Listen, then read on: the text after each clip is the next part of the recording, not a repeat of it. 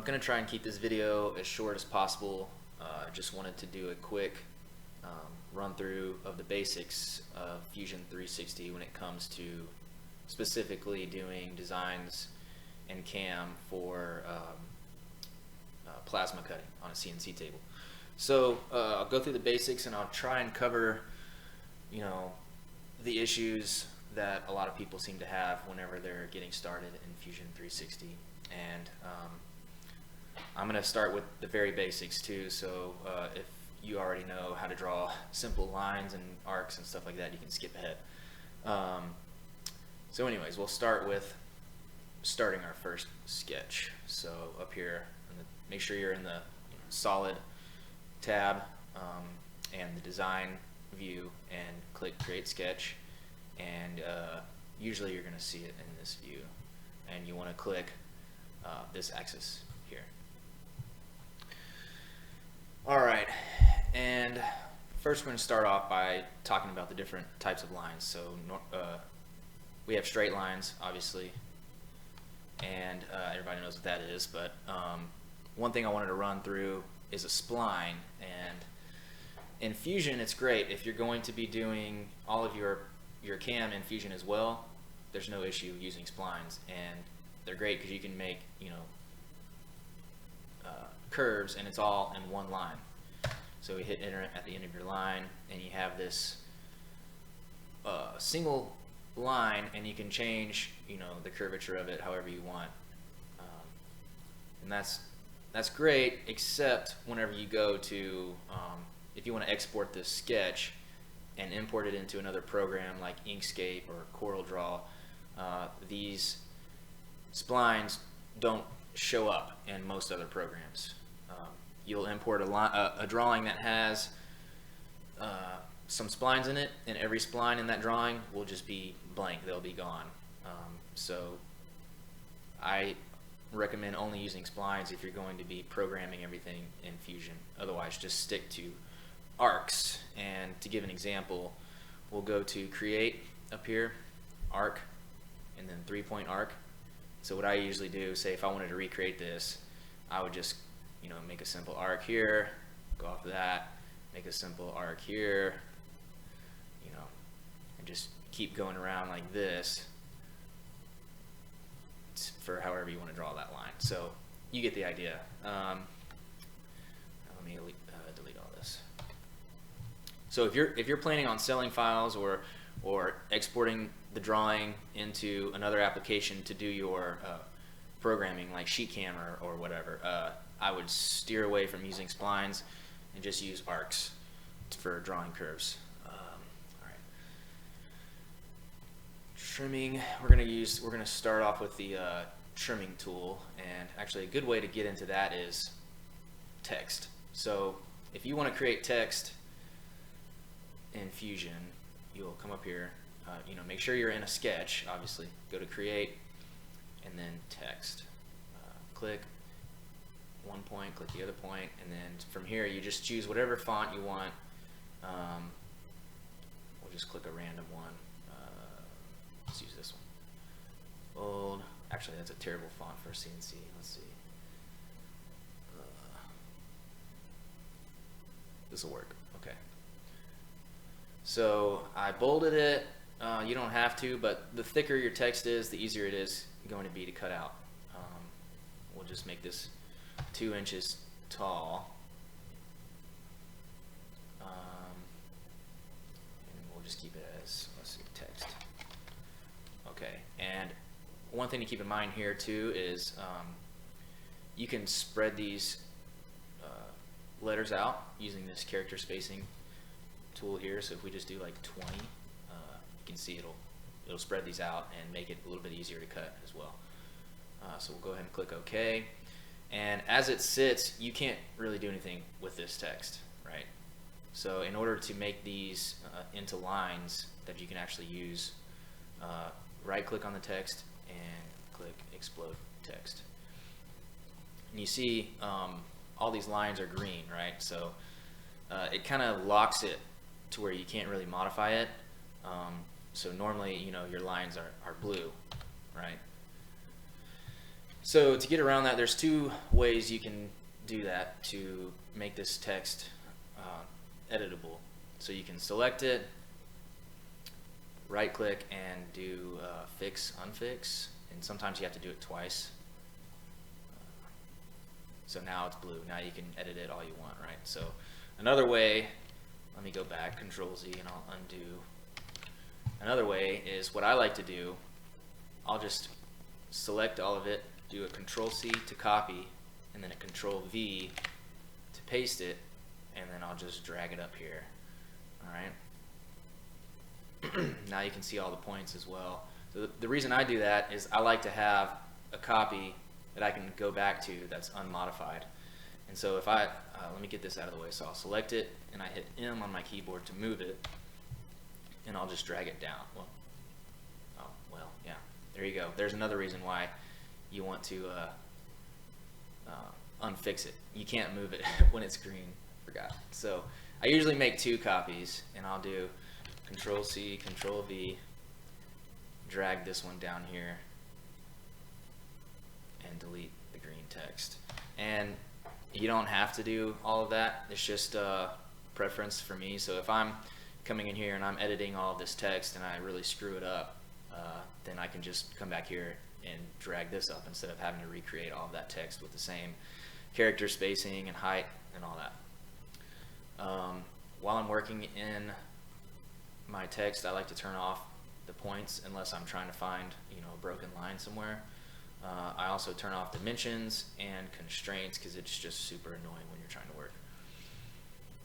All right, so let me show you the trim and extend tools. So just as an example, we'll do the extend tool first, and you can see instead of if you wanted to bring this line out for some reason, just as an example, it doesn't make any sense, but if you want to bring that line out, you can, to this line, you could come up here, do like that, and you have a line, right? But then you have two separate lines. So in order to do that, in order to keep it as one line, click this extend tool, right? And then you can do the exact same thing. You just click here, whichever point you're closest to, it's going to extend beyond that side. So if you come over here, it'll extend there. If you come over here, it'll extend there. So just click and it extends, and then you can click here and extend to there as well. So now you can see, I hit escape, this is a solid line and this is a solid line. It's a really useful tool when you're trying to close up boxes or drawings that have open lines in it. For example, let me give you a good example here. If these were not closed lines, right? These are obviously not closed and there's no profile here. So to fix that, I would go to Modify, Extend. I could select this line and close that off without having to draw extra lines. Now, the trim tool, let me show you that. So let me extend this back out. And if you have, a lot of times this happens whenever you import a drawing into Fusion. There's tons of files floating around out there that have that are pretty terrible drawings, and they have errors everywhere. So you'll come in, and it won't be as noticeable as this, obviously. But if you're having troubles programming it, you can zoom in, and every once in a while you'll find this really small line extending out, right? So the trim tool it comes really in handy here. So you can either click it here or hit T on your keyboard, and you can come in and trim these lines up. Really useful tool, especially whenever you're doing text. This text came in really clean, so there's no issues with it. But normally you would have, if you have a scripty type font, then a lot of times it's going to have lines like this. Let me show you. So you'll have these, I don't want it to extend all the way out there. Let me see. So you'll have these little lines like this that you can't see out here. But when you come in and zoom in close, you'll see that. And this little line, will cause an issue whenever you go to program it. So you would come in here, go to the trim tool, trim it up.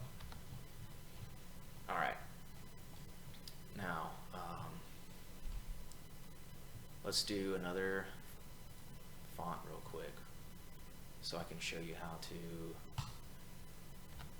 oops.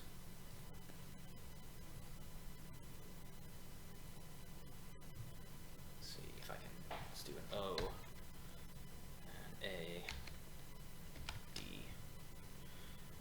All right, so obviously, let's explode this text first. Let's just do fix.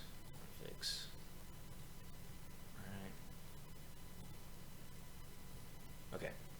Now, if I were to cut these letters out as they sit, then the inside of these letters are going to fall out, right?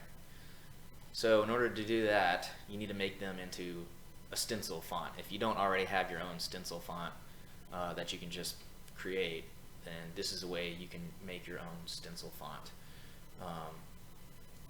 So what I usually do for the O, I'll try to find I'll click on the line tool and I'll try to find the midpoint of the letter. Click, click. Okay, it doesn't have to be exact, but somewhere in the middle. And then I'll select this line and use this offset tool, and you want to make this line in the middle bigger than your kerf that you have programmed in your tool, so that way it'll actually cut it. So let's see how big we can make it. 0.05. Let's do like we'll do 0.15 for this inches enter, and we'll do the same thing to the other side. So click that middle line again, offset, and you can see the offset is going in the same direction. We want it to go the other way, right? So you just come over here and hit this flip tool, and it'll flip it the other way. Or you can come in here and hit negative, negative 0.15. Does the same thing. But if I just came in here and I did 0.15 again, it shows it on the other side, which we don't want. We want it to come to this side. So we'll hit flip, and then there it is. Hit OK. Now I'll delete this middle line and then go back to my trim tool, modify, trim, and I'd come in here and trim all of these middle pieces. All right. Trim, trim, trim, trim. Trim this here as well, and then there you go. You have a stencil font. Now, another example I was talking about earlier. There's an issue with this letter still, and you can't really see it from here. But if you zoom in, you can see these lines extending out. That's because we just offset that middle line, and when it offset over here, that line was the same length, and it just extended past this letter. So what you got to do is come in here and trim these little pieces off.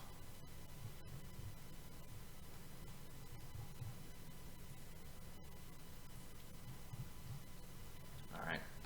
Now, for the A, I would do the exact same thing, except just down here on this part, right? So I would do the offset 0.15. Click this line, offset negative 0.15. Delete this little line, and here's another good example of the extend and trim tool. So if you come in here, if I try to do a trim, you can see this line wants to trim all the way to here. And if I come down here as well, it wants to trim all the way over here instead of just trimming to this line. That's because if you zoom in, there's a little space. So modify, extend, and same thing over here, modify, extend. So that line that I drew at first wasn't perfectly straight, and that's why it did this. So you can see there's a little line extending past here. So we'll do the trim tool here and here as well. So now we don't have lines extending anywhere, and now we can actually trim in between those two lines. All right, now for the D, basically I would just offset this actually 0.3, because that's how big the space is. We don't need to go in two directions for the D, we just need to offset 0.3. All right, and then you would extend up and extend this one up, right? And for D's, I just like to do the top. You don't really need to do the top and the bottom. It just makes it less of a cut. So if I come in here and trim this line, this line, this line, now you have one single cut, versus if I extended past here and trimmed this line as well, then you have this cut and this cut, which is, you know, 2 pierces. So this way it just leaves it as 1 pierce. All right. And then let's see, if I turn points back on, I want to see if there's an example here. So one thing to keep in mind when you're trying to trace down open lines, see how all of these points are black? That means they're all closed. If you happen to see a white point, that would mean that the lines are open. They're not connected to each other. And there's a way to fix that, and I'll show that here in a few minutes, but in this example we don't have any of those, so we're good. All right, let's see what's next. Okay, so constraints. If I turn constraints back on, you can see, you know, there's all these constraints here, and we don't really need them when it comes to plasma cutting, and they can be really annoying whenever you start trying to move things around. You know, you might try to move this letter and somehow a point is attached to the A, so when you drag it over, then the A gets all skewed, and it's really frustrating. So here's a quick little way to delete certain things like constraints without deleting anything else. So right now you can see if I select everything, it selects everything, including constraints, lines, points, whatever, right? So this tool comes in handy. I use it all the time. It's awesome. So if you come up here to select and click selection filters, you can see everything is checked, right? This means that everything can be clicked on and selected. So to give an example, I'm going to uncheck select all. Now to show you, I can't select anything, right? Nothing gets selected. So if I come back up here to select selection filters, and I just want to delete constraints, I can check this sketch geometry constraint, and now check this out. I select everything, but it only selects the constraints. It won't let me select lines. I can select the entire sketch and delete my constraints. Now I'll come back in here and turn select all back on, and then I can select everything again. And that, you know, that goes for everything. So if you wanted to delete dimensions, which I don't, oh, here we go, we do have a dimension. So these are kind of annoying too whenever you're trying to scale something. If you try to scale something, it could really screw things up if you have a dimension on it. So if you wanted to delete those as well, you can come in here, you know, if you had like a bunch that you wanted to delete versus just one, because right now I could just click on this and delete it. But as an example, if you had a bunch in there, you could come in here to selection filters again, unselect everything, select dimension, and then select your entire drawing, and it only selects the dimensions, and you can delete them. So we'll come back in here and turn them all on so we can keep working. What else do we have? All right, I'm going to import a drawing here to show you some issues that we can work through. So if you downloaded a file from the internet, say a DXF file, and you want to import it into Fusion, start by, you know, creating your sketch. Click on the profile that you want to start on, or the axis. We're in the sketch, right? So now we want to insert. Up here, go to insert.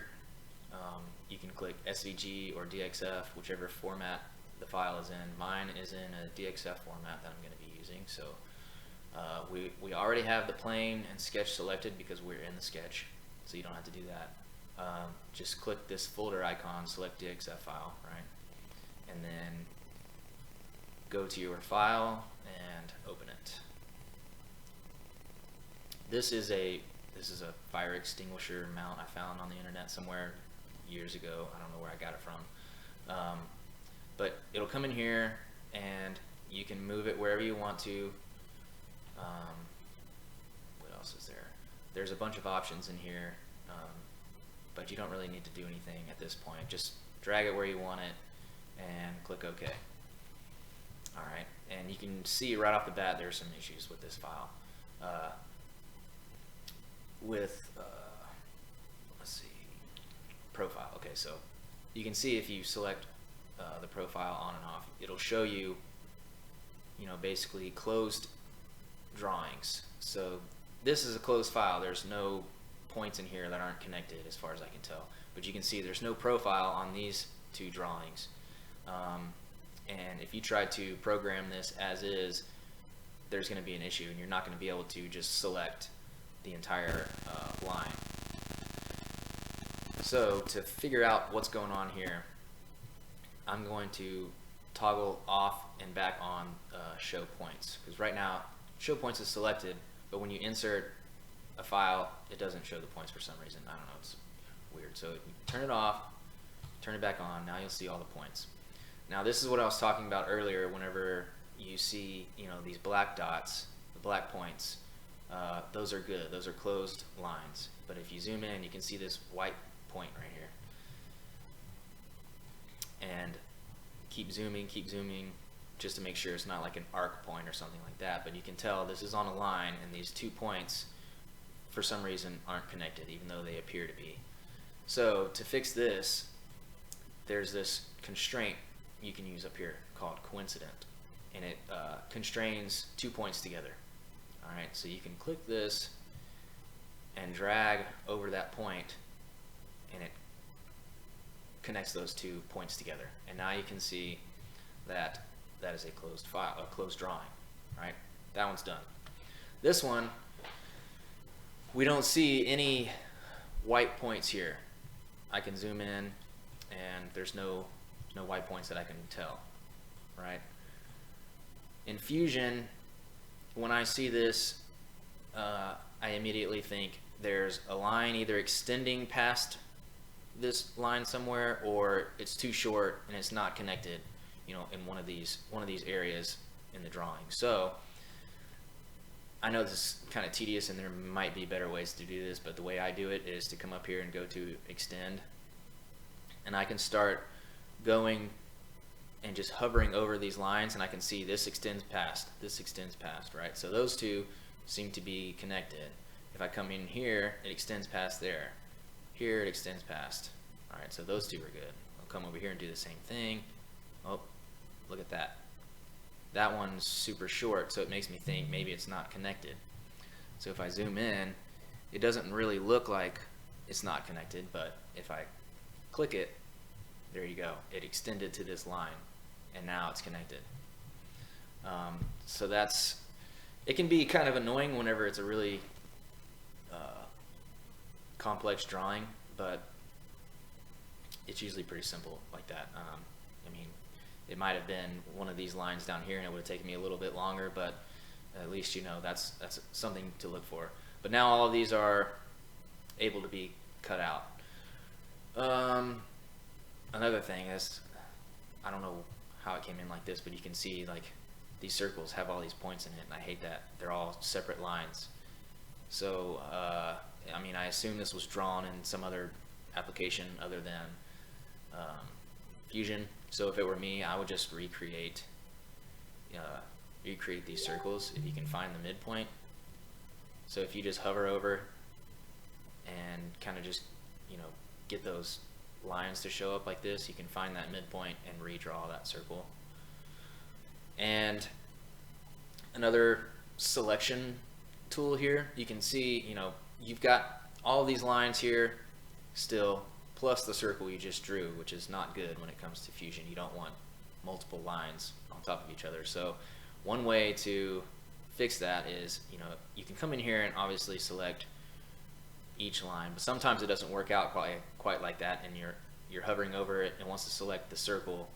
So in order to get around that, you can come here, click and hold down, and then you can select different lines. or profile. So here, you know, sketch art, that's the circle we drew.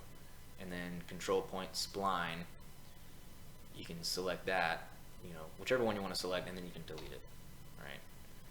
So we'll go in here and we'll delete these little arcs. And if I click and hold, I want to click this one, delete, delete. So I'm having an issue here again. I'll click and hold, and then I can click that spline and delete. And now we just have a solid circle.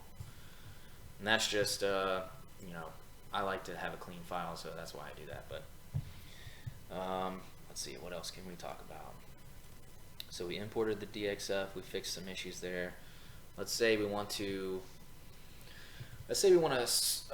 center something within this rectangle here. Say I drew a hole and I want to center it in the middle of this square. You know, I can click and drag. Oops.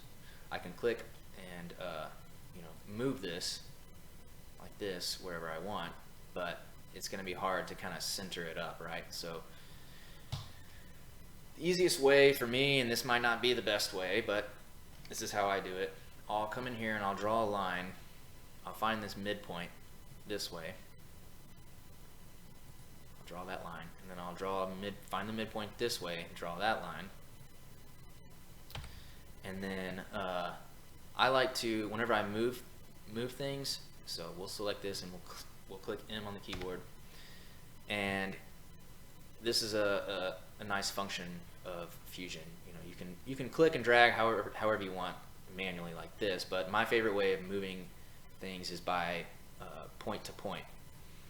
And this is like an exact way, precise way to place things where you want it. So click point to point. You're going to select the origin point, which is the starting point, right? So I want to move this circle using this point. So I'll click this point.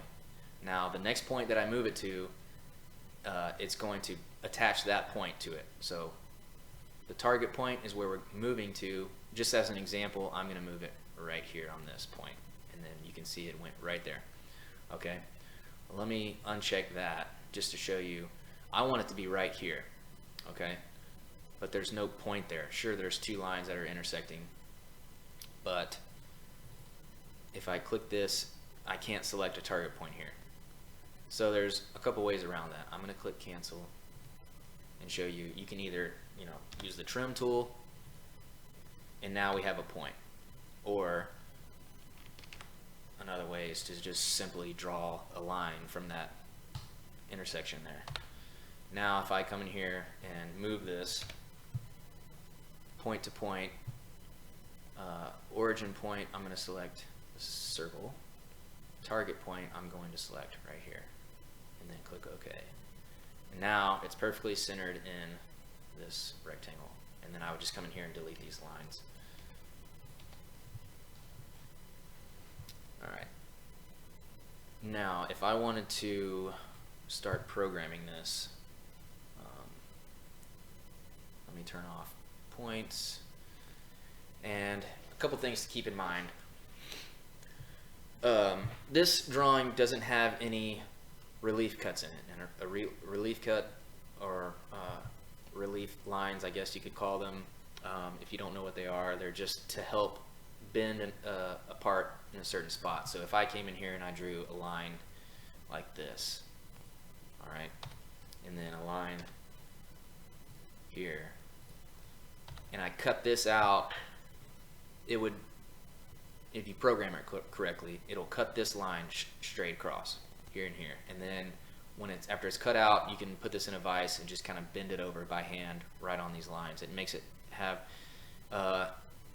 it makes you have a part you can bend by hand, or you know, have a precise cut, and that really only works for like 14 or maybe 10 gauge and smaller.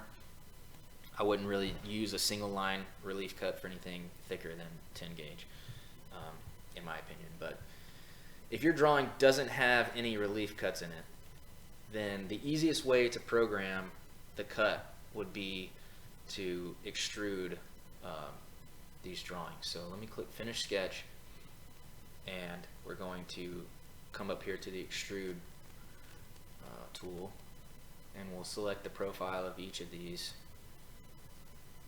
And it doesn't really matter the thickness. I'm just going to do 0.1, hit enter.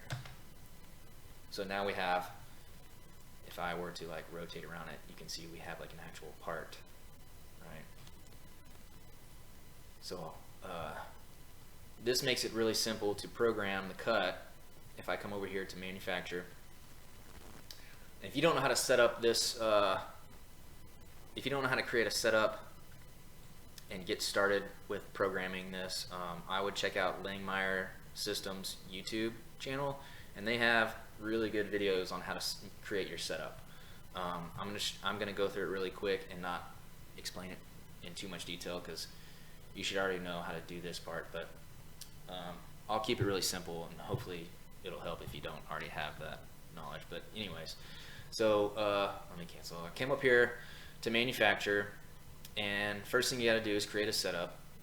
All right, and here always make sure this is cutting, because we're cutting with a plasma cutter, we're not milling or anything like that, so keep it on cutting. You have to change your box point because this is where your torch is going to start. Okay, so if you drop this onto your CNC table as is, then this is going to be like your 0 point for your torch, and that's, you don't want that. All right, you want it to be down here. That way you're not trying to start your program from the middle of a piece of sheet metal. You want to start always from the corner, right? So we'll click the box point and just click this bottom left corner. And then for the model, you just click this, and then you'll select any one of these. All right. Actually, let's not do that. Let's just keep it like this. I usually do this whenever it's in sketch mode, when they're not extruded, but I don't think we have to click anything there. So we'll go to stock. Oh shit, I'm still on millimeters. Hang on. I always forget this. So we need to set our units to be inches, so it's the same as our drawing. Click OK. Now we'll go back into setup. Move our box point. Go to stock, and this is what Langmuir Systems always says to put in here, and I've always just done that. It adds a little bit of a space here, just so you're not on the very edge of your drawing. So I just do 0.125 here, 0 here,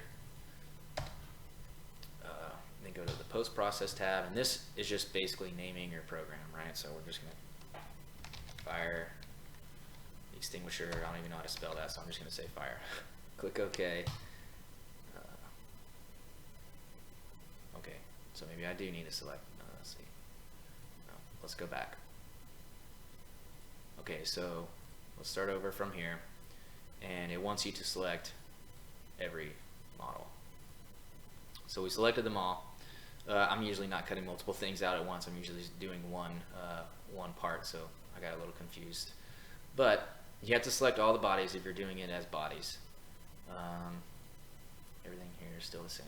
Okay, now we'll click OK.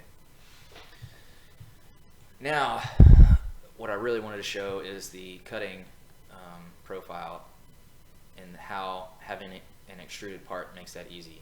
So we'll come up here to click 2D profile to start programming. We're going to select our tool, and if you don't already have a library of tools set up, I highly suggest doing this so that you don't have to input all your settings every time. So I came in here and I created a tool for 1/4 inch steel, 1/8 inch, 3/16, 3/8, 16 gauge, everything that I typically cut. And instead of coming in here and changing all of these feed rates and stuff every time, I just have to come in here, go to my library, select whichever thickness I'm using. We're going to say 1/4 inch steel, and click select, and you can see it automatically changes my feed rate to what I have programmed in on my tool. So I don't need to touch any of this stuff. Alright, so now we're going to go to the geometry tab, and normally here you would select, if it was just a sketch and not a body, you would have to select each line, all the circles, all the circles and squares inside the part, all that. As it is here with bodies, you just select the part, and select this part, select this part, select this part, select this part, and it's going to automatically see that it's a 3D object, and it's going to place the cut on the inside of the holes and on the outside of the part. You don't need to click the arrows to tell it which way it should be cutting. And you'll see here whenever I click OK in a minute that the cut is on the correct side of each line automatically. So we always skip this tab, come here and see, in computer, left, all that's fine. I like to click smoothing, turn that on. I've had issues in the past with files where if it wasn't turned on, then when it's cutting, especially if there's like a spline in it, for some reason it wants to be all jagged, and it just makes a terrible cut. So I always just turn this on just as a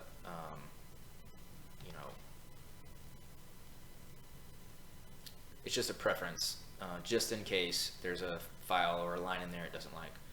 Alright, now I'll go to the next one. Now, lead in radius. So on Langmeyer's videos, I believe they said they start out at 0.06 here.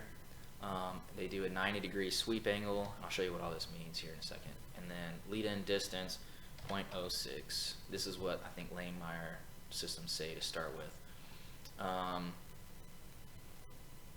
This here, your pierce clearance.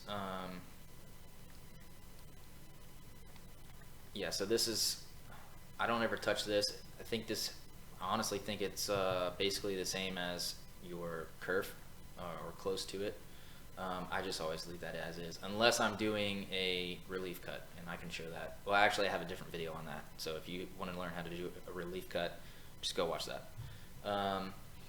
Entry positions are helpful if you're cutting something like text and there's narrow parts of the text that it wouldn't be able to pierce inside that area, and then I would come here and select inside that text where I wanted to start the pierce. Or if you want to start each pierce in a certain area on your part, obviously you wouldn't want to start a pierce here because it could give you a weird edge if it's going to be flat. If you want this part to be flat on a surface, I would set the pierce on this side, right? So I'll set it here. Same thing on this, and same thing on this. All right, let's click OK. Now you can see it put those pierce points where I asked it to. Now it says there's an issue with my file, and that's good, so I can show you how to fix that. So see this exclamation point, and you can see it did not create a toolpath for these squares, and 90% of the time the reason for that is there's not enough space in here for it to have its pierce and lead in. So you can see the lead in, I believe we set it to 0.06. That's the distance away from the line that it's going to pierce, and then it leads in, right? The 90-degree angle is this angle here. You can set that to 60 or whatever, and it would be further out, and it would have less of an angle, which I always just keep it at 90. And then your lead out is the same distance as your lead in. That's why we set it to 0.06. So those lead ins and lead outs is what's causing it not to fit in here. So to fix that, we'll come back over here to our 2D profile, right click, edit, and then we'll come over here to our linking tab, and we just need to change these lead in distances. So if I drop it down to 0.04, let's see if this fixes it. And 0.04, click OK, and it's still not in there, so we'll keep going down until it fits. So we'll try 0.03, 0.03, and then now you can see it fit. And so if you ever are missing areas in your program that it doesn't want to cut out and it has that exclamation point, that's most likely going to be your issue, and you just need to make a smaller lead in and lead out. And now you can see that if I zoom in on the parts, since they were a 3D part and extruded, and it automatically put the lead in and lead out and cut on the correct side of each part. It's on the inside of these internal cuts, it's on the outside of the external cuts, everything's good. And you can come up here to simulate, click simulate, and it'll show you exactly how it's going to cut everything. Click play. You can see it starts on this part, moves to this part, moves to this part. And this is a good way just to make sure it's cutting on each side, the correct side of each part. Okay, so we'll exit this. What else did I want to show? Okay, okay, let's go back to design. So some people I've seen ask, how do I scan a part in and draw it? So let me give an example of that. We're going to delete all these bodies, and then we're going to create a new sketch. And I have already, this is a part actually that my dad sent to me that he wanted me to draw up and cut out. So he sent me this drawing. I'm going to go ahead and insert, and you want to do canvas. So this can be a drawing that you scanned on your computer or you found on the internet, whatever. It's just an image file, any type of image, like a JPEG or whatever. So click insert from my computer. This is the file I'm going to use. This is for a gyrocopter that he's building. So we'll click the profile we want it on, and you can see here that it's way smaller than it needs to be, right? The image is coming in really small. So this is 2.5 inches from here to here, and this is obviously supposed to be way bigger than that. So in order to fix this, I always come in here and I find a point that I can go off of. So this, from here to, let's see a good one, from here to here, or here to here is 3 inches. This hole to this hole. All right, 3 inches. So we're just going to go ahead and click OK. And I'm going to draw a 3-inch line. Now I'll come back to my canvases up here, expand this so I can see it. Right click, edit canvas. We want to scale this up so it fits on that line. So if you come over here to your edit canvas menu, you can see scale plane X, Y. This is the one you want to use to scale it up. Just by eyeballing it, it needs to be scaled up quite a bit. So I'm going to try, let's see if 10 gets us close. So it needs to be more than that. One thing to keep in mind here, I haven't moved anything yet, so I can keep scaling it up as it is. We'll do 12 and it'll get a little bigger. We can do 15 and it gets a little bigger. So here's where I wanted to show, if I came in here and I moved this to try and be on this point right here, this basically gets set back to 1 and 1. So if I wanted to bump this up to 16, it's going to be huge, right? Because we're scaling it from, if I click on 1, now it's going to go back to where we just were, right? So that's just one thing to keep in mind. If you're scaling your canvas like that and you move it, it basically resets back to 1. So from here, we want it to be a little bigger. We'll say like 1.2 should be pretty close. It needs to be bigger than that, 1.25. We're almost there. 1.35. Let's see how close that is. So we can click and drag now and try and line up these holes. So that is pretty dead on, right? I mean, you're never going to get like exact with this, but that's pretty close. So from here we'll click OK, and we'll start tracing our drawing. So I'm going to draw another line from here to here, 2.25 inches.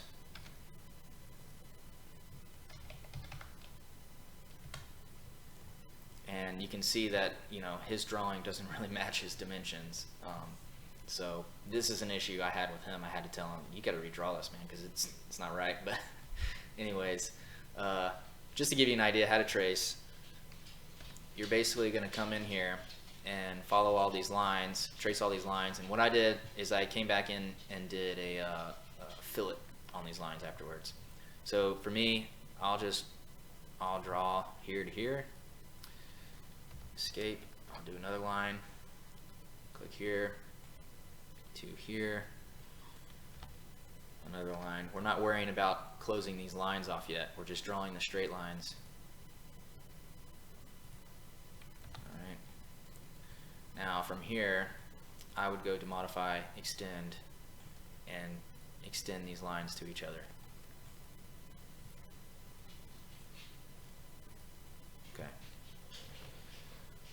And then come up here to the fillet tool, and this is where we can create our corners. So if I click on this, you can either click on the point or you can click each line. I just click on the point, and then you can drag it, or you can type in a specific radius that you want. We're going to do 0.75, and from here, if I wanted them all to be the same, I can just come back down here before clicking enter. I can just select this other one, and it should do the same 0.75 for both of those. Then hit enter. Let's see, so they want a 2.375 diameter circle, so we'll click circle, and we'll type in 2.375.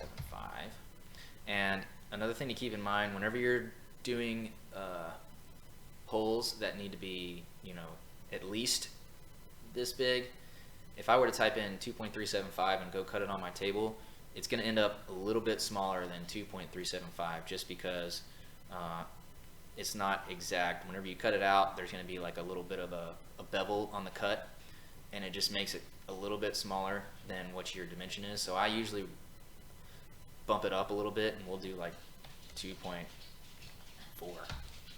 or 2.45 maybe. We'll do 2.45, and so if I cut that out on the table, then it should be pretty dead on or close to 2.375.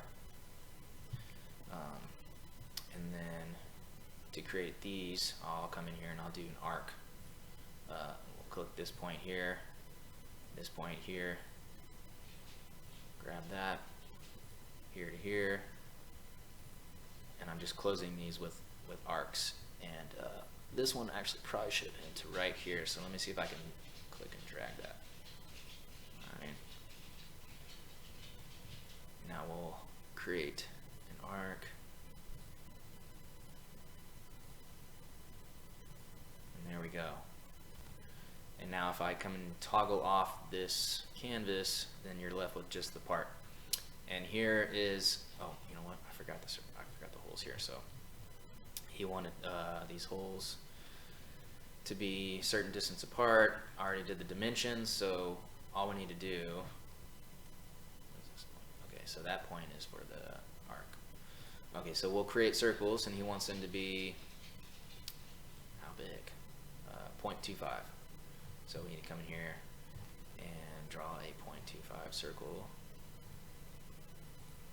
which I'll make a little bit bigger, and I'll just make it 0.27. Oops. 0.27, so it's a little bigger. And he wants it from this point, 0.27.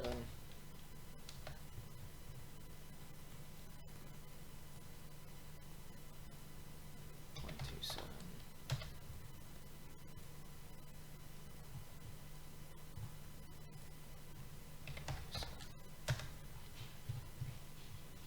Alright, and that leaves us with our drawing, and we can turn off dimensions, we can turn off constraints, turn off points, so that way we can just see the drawing. And that shows me I left these lines in here, and I can just delete these, and then we're good to go. And then, you know, obviously I didn't draw it perfectly dimensioned, and that's because I was given bad dimensions. So anyways, that doesn't really matter. But now you're ready to cut, and you can extrude this 0.1, and you're ready to cut.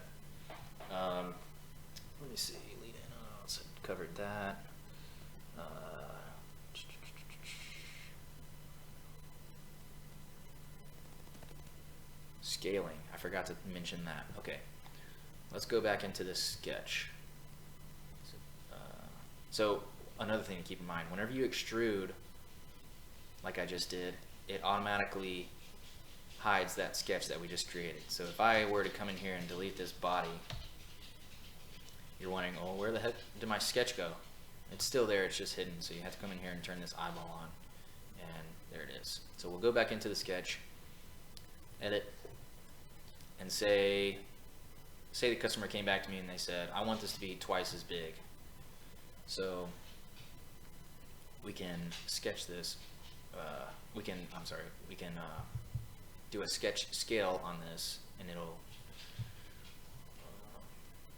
go to whatever dimension we want. So we want to select the entity, so we'll select all the drawing, and then it wants you to select a point to start from. So we'll click this point.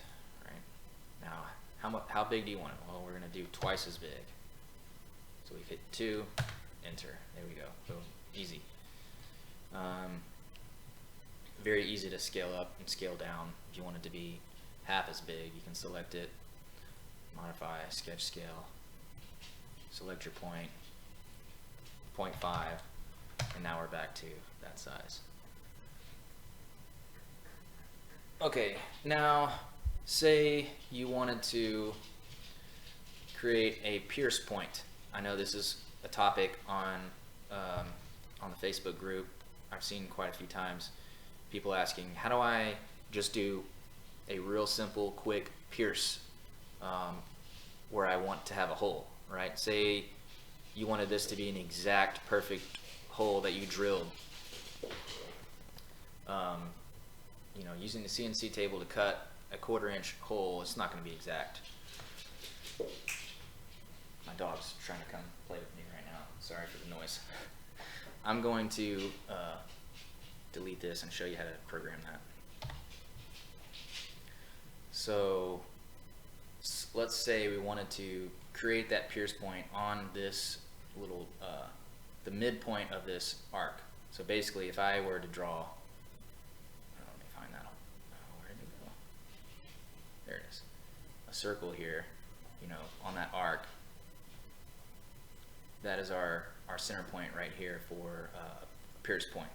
And we want to drill a 1/4 inch hole here. So I'm going to delete that circle. I just wanted to show you that it was like perfectly centered. So say we want to do a pierce point right here.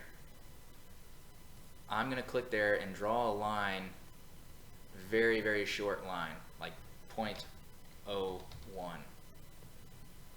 Okay, and hit enter.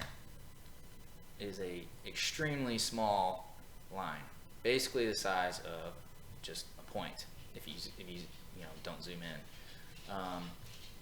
I'm going to use this as a pierce point. So we'll click finish sketch. We'll go to manufacture. I'm going to delete this profile and start over. Okay, so let's click on cutting, and we're going to select my tool, select, and in this case I don't want to have an extruded part because I want to be able to select this line, so that's why I didn't extrude the part. We're going to go to geometry, we're going to select, actually we're going to do that last. What we're going to do first is do this pierce point, and it's going to be on its own program.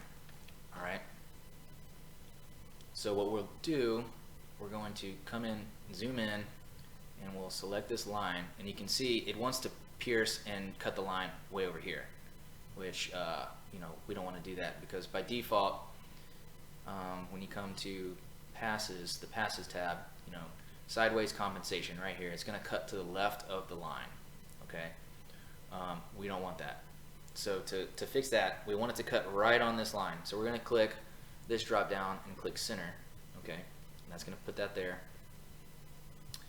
Then we want to come over to the linking tab and just turn all this off. You want to turn off the lead in, because we don't want to lead into this line, and we don't want to lead out either. So we're going to turn that off.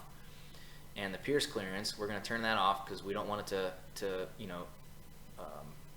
cut to the we don't want it to cut 0.061 off the side of this. So we're going to turn this to 0. And then click OK. And what happened? Why is it not working? I think it's still, I think we're using the setup from the other drawing, so it's having an issue. Let me just delete all of this, start over.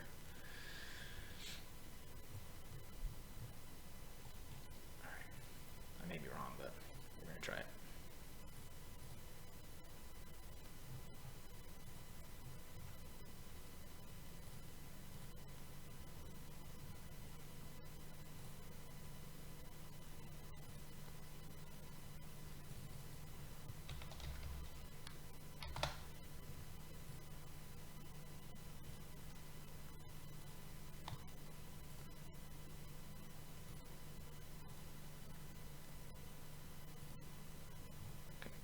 Let's try this again. So we're going to come in here and select this line. Turn this to center. Turn off lead in, lead out.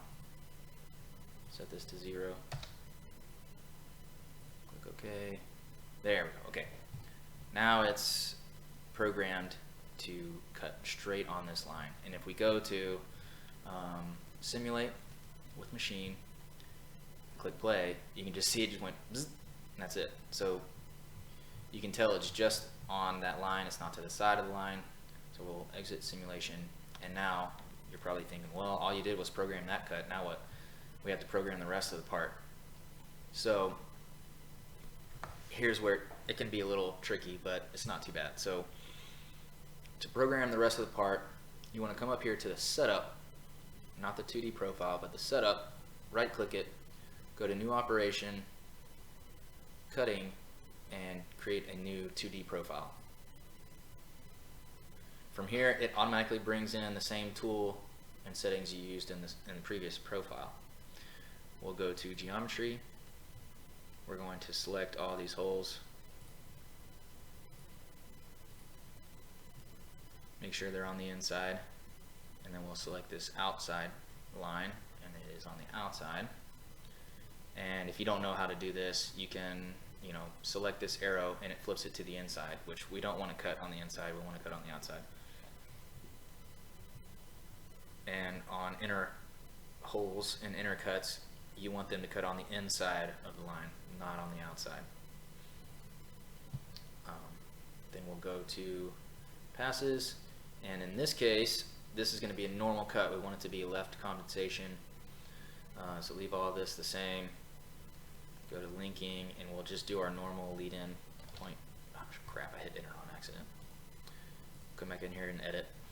Go back over to linking. 0.06, 90 degrees, 0.06, and I think this is going to be too small to fit inside this 0.25 hole, but let's see. Click OK. Oh no, it fit. Okay, perfect. So we're cutting on the outside, cutting on the inside, just making sure everything's good. Now, here's one thing that you can easily mess up. We just created two 2D profiles, right? One is for this little line that's just a pierce point, and this one is for the rest. So if I have this selected and I click simulate, it's not going to grab this pierce point, it's just going to do everything else. In order to have all of this in one file, one cut file, you have to make sure you select setup, highlight the setup, and then now if we go to simulate with machine, you can see it's going to do this, and then it's going to go to the rest all in one cut. Alright, and that essentially is how you can also do relief cuts. You would draw a line like this, say across here, if that's where you wanted to bend it, and you would program it the exact same way. You can create a bunch of different 2D profiles in here for different things, different speeds,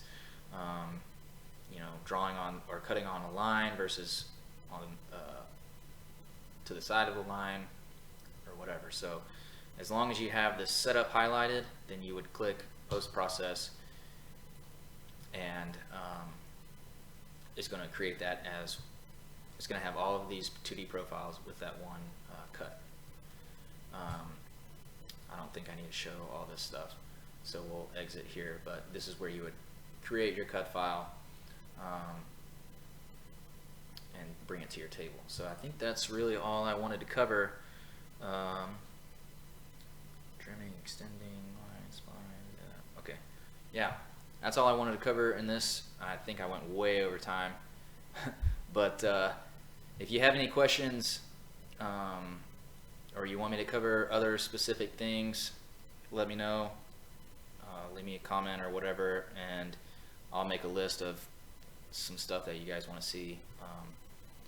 When it comes to plasma cutting and designing for plasma cutting, I'm not going to get into the 3D stuff because I'm not great at that. But yeah, if you have questions on the plasma cutting design stuff in Fusion 360, let me know. I can create another video with answering some of those questions. So yeah, hope this helped. See you guys next time.